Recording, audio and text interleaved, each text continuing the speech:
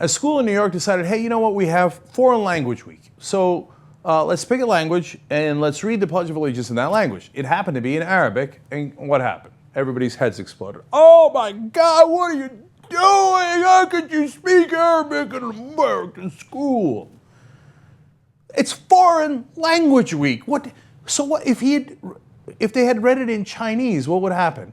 Like, oh my God, you let them read China take over. This is New York. What's wrong with you? Oh, the Russians are going to take over if you say it in Russian? No, you're pledging allegiance. Like, for example, if they were actually Arabs, and they're not, they're kids who were learning foreign languages, and they said the American Pledge of Allegiance, wouldn't that be a good thing? We went to go liberate Iraq, didn't we? Aren't we supposed to be on their side? What a joke. You just hate Arabs. So the whole school is up in arms. The parents are up in arms. School Superintendent Joan Carbone received complaints from military and Jewish families. Hey, knuckleheads, the ones in the military, you went to liberate Iraq. You went to liberate Afghanistan. They speak Arabic in Iraq. In Afghanistan, they have many different languages. In Iraq, there are other languages, but predominantly Arabic. You don't like those people. You didn't want to liberate them. You wanted to kill them.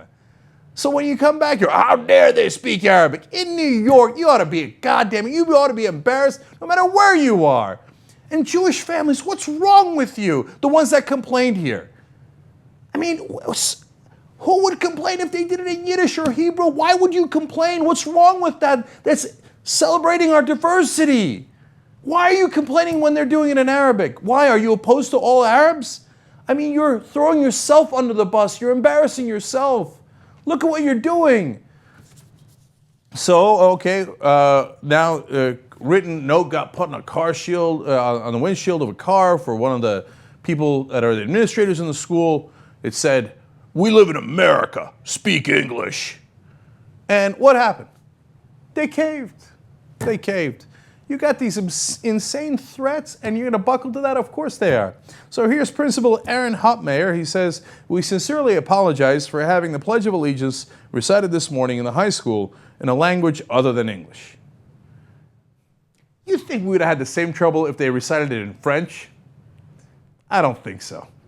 You think they would have had the same trouble if they did, I mean, you name any other language. German, Spanish. Maybe in some areas of the country, if you did it in Spanish, you might get the same, well, we're in America, you speak English here, right? That's very possible. But notice they only complain about languages that they don't like.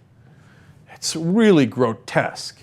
Finally, Carbone told the paper that the gesture was something that was supposed to be good, but turned out not to be. Yeah, that's right. You're trying to do a good and decent thing, teach kids foreign languages, openness to other ideas, diversity, all these wonderful things, right? And instead, what happened? The community rose up in its anger, fear, and hatred and crushed it. You must be so proud. What a great irony that they're doing this in regards to the Pledge of Allegiance to the United States of America, whose whole point is supposed to be that everyone is equal.